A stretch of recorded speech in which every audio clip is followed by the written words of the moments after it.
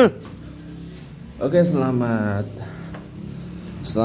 siang ya teman-teman ya. Hari Rabu tanggal 13 Agustus 2025. Kita sedang berada di penghujung bulan Safar 1447 Hijriah ya. Nah teman-teman, sebenarnya bagaimana sikap saya tentang payment ID? Ya, belajar dari kemalangan orang tua saya, khususnya ayah tiri saya atau ayah sambung saya yang mengalami fraud pada kemarin ya, yang terkena fraud atau scam pada kemarin gara-gara rekeningnya dihack, diretas, dilacak gitu ya. Jadinya uang di banknya hampir semua roib gitu ya. Ini sedang dalam proses pemulihan ya. Kita doakan mudah-mudahan lancar lah proses pemulihannya. Jadi uang yang tadinya dibawa kabur oleh para peretas ini bisa semuanya dikembalikan ya, karena ya yang mereka lakukan itu sebenarnya adalah perbuatan yang nggak baik lah. Mudah-mudahan segera sadar dan cepat mengembalikan uangnya. Amin. Nah, belajar dari peristiwa ini, jadi saya setuju dengan keberadaan payment ID ini gitu loh. Jadi buat yang belum tahu ya, payment ID ini kan adalah sebuah sistem ya, aplikasi yang dimana negara akan memantau setiap transaksi yang dipergunakan oleh warga negara Indonesia. Nah, jadi setiap transaksi ini terpantau lewat payment ID. Misalkan kita nerima rekening dari mana, kita transfer ke rekening mana, kita melakukan pembelian di all shop mana, kita top up di mana, top up Shopee Pay, GoPay, Astra Pay, GrabPay dan seterusnya. Ya pokoknya segala yang berkaitan dengan transaksi keuangan kita tuh dipantau oleh negara, dan bisa juga dipantau oleh kita lewat NIK kita gitu loh. Jadi sebenarnya ini tuh itikat baik lah gitu untuk meminimalisir fraud dan scam seperti yang dialami oleh orang tua saya gitu. Ini sebenarnya program baik gitu. Dengan adanya yang disebut financial surveillance ini atau pengawasan keuangan ini ide bagus gitu loh. Nah, mereka yang menolak adanya payment ID ini ya mohon maaf lah. Biasanya mereka yang memang mohon maaf nih, in the name of privacy, atas nama privasi. Nah, ini mereka yang biasa melakukan transaksi gelap atau transaksi bodong, atau bahkan mereka juga pelaku dari fraud atau scam itu. Nah, ini semua bersatu nih, menyembunyikan di balik nama privacy untuk menolak keberadaan payment ID ini. Padahal sebenarnya ini program bagus loh.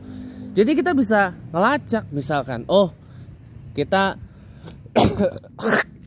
kirim uang ke siapa nih, ke orang dengan nick berapa. Kalau orang nggak ada nicknya aja itu ketahuan. Ini bisa berpotensi nih kriminal nih. Potensi kriminal ya, bisa ujung-ujungnya dua.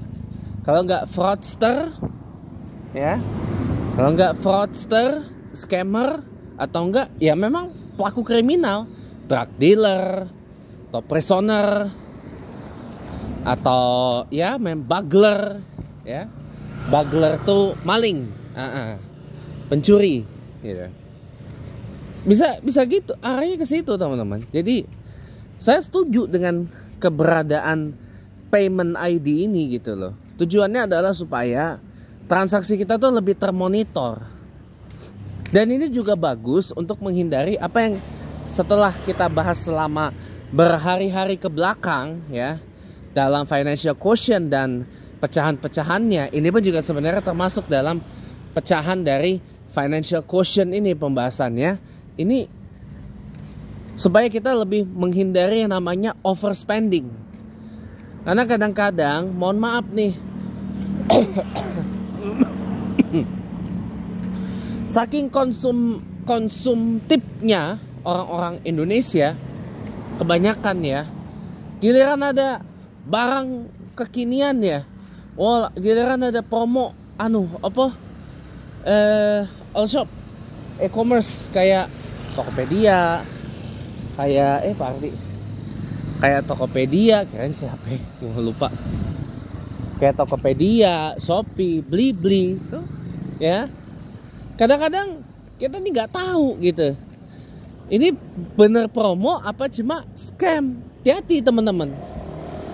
Dan kita juga bisa lebih terpantau nanti transaksinya. Ini bener produknya ini atau emang produk akal-akalan gitu loh. Hati-hati tuh. Nah ini sebenarnya saya setuju dengan begini tuh. Sebenarnya ya, cuma agar lebih optimal, agar bisa lebih mateng, ya dimatengin dulu. Jangan ketika nanti akan diterapkan per 17 Agustus atau Ahad besok, 17 Agustus 2025 akan diterapkannya, malah jadi menyumbang masalah baru. Nanti di challenge lagi sama rakyat, dibatalin lagi payment ID-nya. Padahal ini udah bagus, dibatalin lagi gara-gara di challenge sama rakyat, digugat, ya kan? Wah ini macam-macam dan segala macam. Di sini namanya pentingnya, untunglah kita nggak tahu ya sudah mengesahkan undang-undang perlindungan data pribadi ya. Kalau belum sih repot teman-teman. Nggak tahu udah disahkan apa belum tuh RUU perlindungan data pribadi. Sudah jadi undang-undang, saya nggak tahu.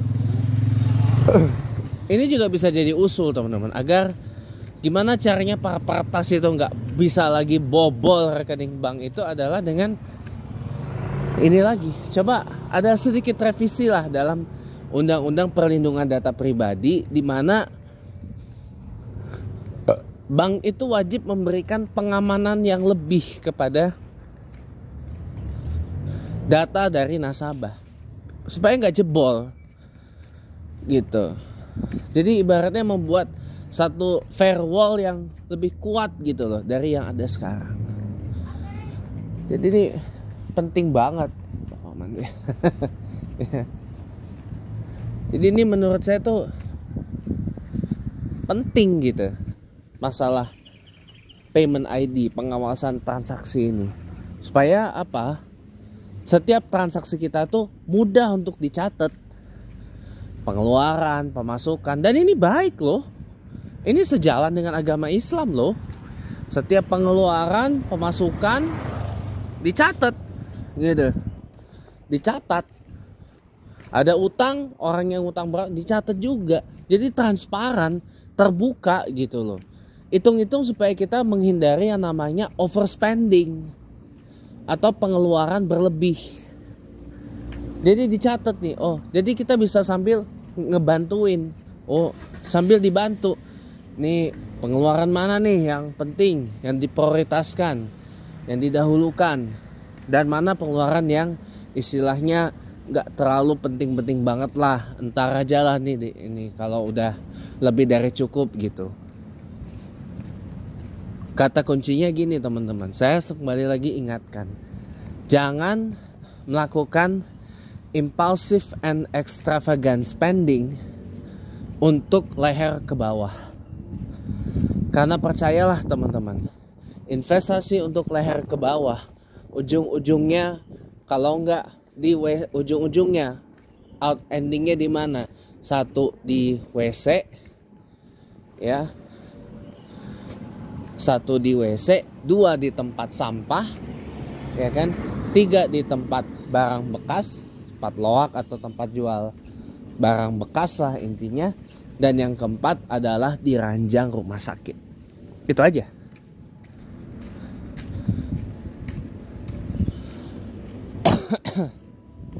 Itu kalau investasi leher ke bawah. Endingnya di 4 ini.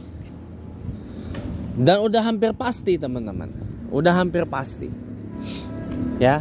Tapi kalau investasi untuk leher ke atas, ujungnya adalah pintu gerbang menuju kekayaan. Benar. Pintu gerbang menuju kekayaan. Ya. Pintu gerbang menuju kekayaan, kesuksesan, keberhasilan, keberjayaan itu terbuka lebar, teman-teman. Kalau kita mau investasi leher ke atas, timba ilmu, ya, perbaiki diri, upgrade diri, leveling up diri yang sering saya bilang, leveling up, ya. Mungkin kalau upgrade bahasanya udah terlalu biasa lah, leveling up, ya. Leveling up diri gitu. Leveling up itu udah semuanya, upgrade, update, apalagi apa namanya, bukan uphold ya. Bukan. Ya intinya menaikkan level diri kita gitu loh. Rising our value gitu. Jadi naik, namanya leveling up diri sendiri gitu. Percayalah kalau untuk itu endingnya adalah pintu gerbang menuju kekayaan terbuka lebar. Yakin? Ya. Pintu gerbang menuju kekayaan, kesuksesan, keberhasilan, kemapanan, terbuka semua. Termasuk terbuka juga jalan untuk menjadi seorang milioner atau bahkan bilioner, bahkan triliuner. Terbuka lebar, percayalah. Percayalah teman-teman. Jalan untuk menjadi seorang jutawan, miliarder, triliuner terbuka lebar semua. Terbuka lebar teman-teman. Terbuka lebar semuanya. Percayalah. Ya, percayalah. Ya. Asal yakin, yang paling penting. Asal yakin dan tekun. Tekun apa tekun? Telaten. Telaten ada lagi kepanjangannya. Terarah, terlatih, terfokus, ya, terfokus, ya kan. Satu lagi apa? Konsekuen, konsisten dan konsekuen. Itu yang paling penting, ya. Insya Allah kalau begitu, maka kekayaan akan datang ke kita gitu loh. Dan satu yang paling penting, seperti yang tadi pagi saya bilang, kalau mau kaya jangan banyak mengeh-mengeh. Sebab uang itu sama seperti kita. Minta dijemput tapi kitanya banyak mengeh-mengeh, ya orang nggak bakal suka gitu. Begitupun juga dengan uang. Thank you for watching teman-teman. Sampai jumpa.